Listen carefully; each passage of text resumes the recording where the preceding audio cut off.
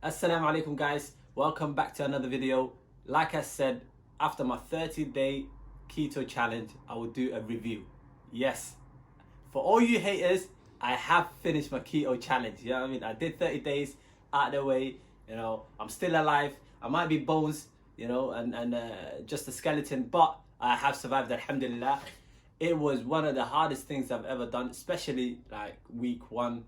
I would try to go through in a chronological order, like how it was. Do you know what I mean? I was gonna release a vlog of like weekly vlog of the of my keto journey, but nah, I don't think that's too personal right now. Do you know what I mean?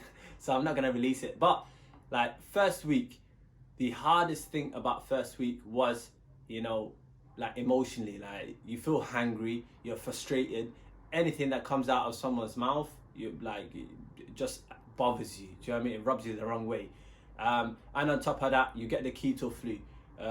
For me, the keto flu lasted maybe 2 days, if that. Do you know what I mean? Like where you feel weak, you feel tired, like you feel like you've got the flu. Do you know what I mean? Like runny nose, all that stuff. But after 2 days, it was gone. And for a lot of people, this is the period when they also get the rash. But alhamdulillah, for me, I didn't get it. That first week, my biggest struggle was like psychologically. I was thinking that why the hell are you doing this? Do you know what I mean? And you guys might have seen the video I did at the end of the first week. That was basically how I felt. Do you know what I mean? People were saying, is it because of keto or are you just tired of life? Do you know what I mean? But wallahi, it makes you feel like that. So for the first week, I would say the biggest challenge was for me, psychologically, to just accepting like to continue for another 21 days after the first week. Second week, sugar withdrawal is the hardest thing, literally, because I think you realize in this, everything has sugar, yeah, from healthy like fruits and veg to your favorite breakfast meal. It all contains carbs and sugar. So regardless, what people don't understand about the keto is, regardless of whether like the food you're eating is healthy or not, it might contain sugar. And on keto, like it doesn't matter whether it's healthy or not. It needs to be low carb diet. Do you know what I mean? So like a high fat intake, medium or moderate kind of protein intake, and low sugar and carbohydrate intake. And because that's how this like diet is formulated, it doesn't matter whether it's healthy or not. It doesn't matter whether your concept of health and healthy food goes against this whole thing. So it was very hard. And my sugar addiction, because obviously we're Somali, my sugar addiction was crazy. Like I would have three teaspoons in a cup of tea. So from going from that to zero was very hard. I think I bought, like after 3-4 days of the keto diet, I bought a sugar replacement alternative called xylitol. I'll probably put the link in my bio or something, but that kind of helped me a lot. But eventually you even get tired of that and you just start having tea with no sugar. I don't drink coffee, but like tea with no sugar. But xylitol helped a lot, wallahi. And there is like stevia and a couple of other alternatives. I think personally xylitol is the nicest and the closest thing to sugar. So for any of you who would like to have it, it's like 10-11 pounds for a kilo in Holland and Barrett's. You can also get it from Amazon and eBay if you don't have Holland and Barrett's. So for me, second week, it was more about like cravings, sugar addiction, all of that stuff. And I think that's exactly like second week, beginning of the second week is when I baked, I did a chocolate brownie, because I needed something. So I did a keto chocolate brownie, which helped a lot with my craving and, helped me, push me forward to finish this month. Week 3 and 4 though, yeah, I was alert, a lot more energetic, and like less bloated. I'll eat meals 4 or 5 times a day if I wanted to, and every time I will feel so light. I could, continue my day. You know how when we eat carbs, like after you eat, you feel bloated, you feel tired, you want to sleep and nap. None of that exists in keto, and that's one of the biggest things. I benefited from keto because, if you're like me and you suffer from procrastination, we need the smallest of things. As soon as you eat, if you feel a bit tired, you think, you know what, forget it. I'm not gonna be doing X, Y, Z. So for me, this like month, the most important thing I benefited from. I'm not gonna sit here and say like I benefited, by losing weight because I had nothing to lose. Do you know what I mean?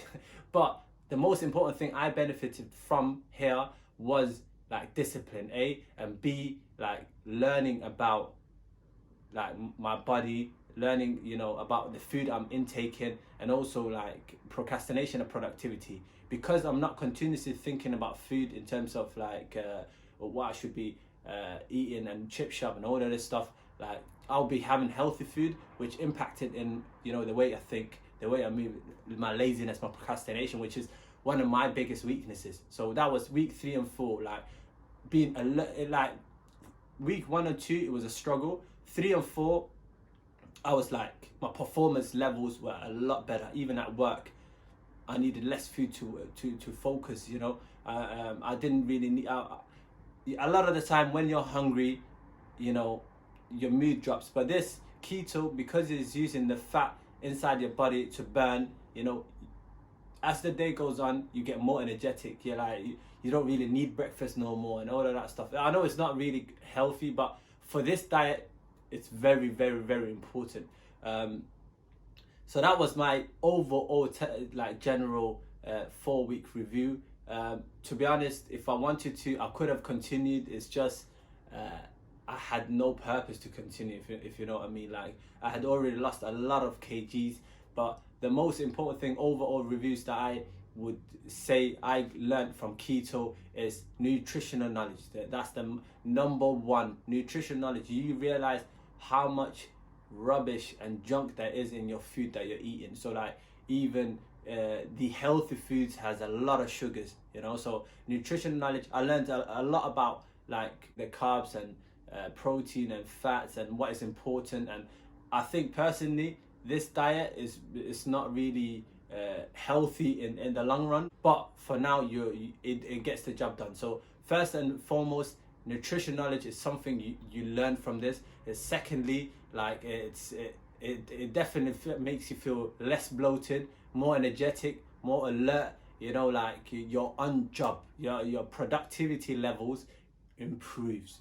Thirdly, it most definitely works, so it is effective. So if you want to do a keto diet because you want to lose weight, it works. Do you know what I mean? Like I've lost a lot of weight. I think at the end of the month when I weighed myself, because I weighed myself at the beginning and the end of the month, I had lost 8.2 kilos. Now, of that 8.2 kilos, maybe 2.5 kilos were water weight.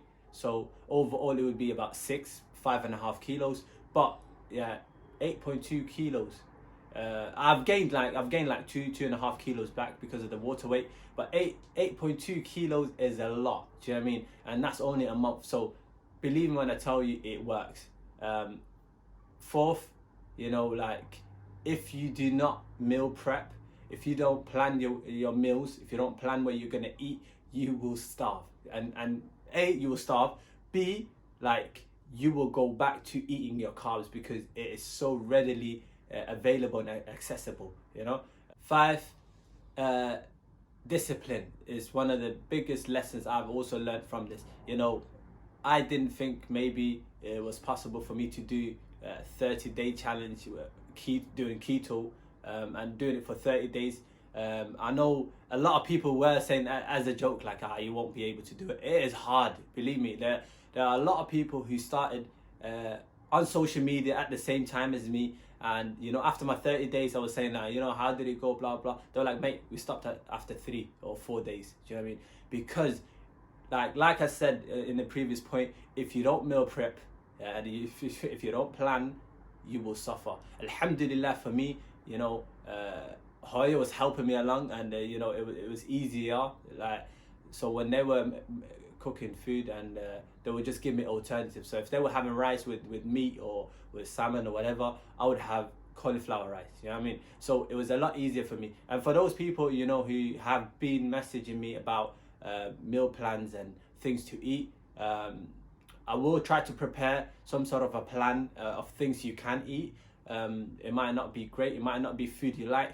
I know for a fact you have to be best friends with eggs, but for sure, like, you know, there are certain foods you should definitely buy. So I'll create a shopping list for you, and alternatives and meal replacements, so you can have food with your family, and when they're having chicken or salmon or bolognese, you can replace it with zucchini pasta, cauliflower rice, broccoli rice, whatever, veg, and it makes it a lot easier for you, you know. 6th point, I think, you know, I benefited from this because I'm Somali and we love our sugars, and you know, sugar addiction is a big thing, even though we might not admit to it. So for me, now I have half a spoon of sugar. Everything is sweet, like milk. I can taste the sugar in milk and the lactose. So you can imagine how much, you know, you've detoxed. You know what I mean? So detox is a very important thing. 7, I don't think it's, you know, sustainable in the long run. There are people doing it for 2, 3, 4 months.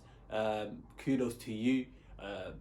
Probably don't think it's the healthiest thing to do, but I know so many people who are doing it for a specific reason. Do you know what I mean? Like, they are doing it for health reasons. So yes, if you suffer from, like, for example, acne or a lot of intolerances, whatever they are, keto is, you know, a solution. You know what I mean? 8, don't do it if you have an underlying problem. Yeah, like, for example, diabetes, if you're pregnant, if you know, if you have high blood pressure, because I don't want you to be sitting there and saying, as Ftah said, you can do it, so I'm gonna do it. Now, do your research. You know, it's not the healthiest of things to do, so make sure you do a bit of research. Ask your doctor if you need to ask your doctor. But you know, it is one of those things that, you know, is readily available for you if you are healthy enough to do it, and it doesn't, you know, affect your condition in the long run. 9, possible side effects. The main one probably is keto rash. I didn't get it, alhamdulillah, but I know quite a few people who have, and most of them were females. I think the first case was in Japan, if you do your research and Google it. But, you know, like, it's one of those side effects you will get, and a lot of people start keto because your body's addicted to sugar. It can't handle it and it starts breaking out. I don't know exactly the science behind it, but I do know people start keto, get the keto rash, and stop again and just go back to the carbs. And as soon as you start eating carbs over a few days, the rash disappears. So obviously it's definitely a side effect. Maybe some people get headache and migraines and all of that stuff, but alhamdulillah for me, my body could handle it.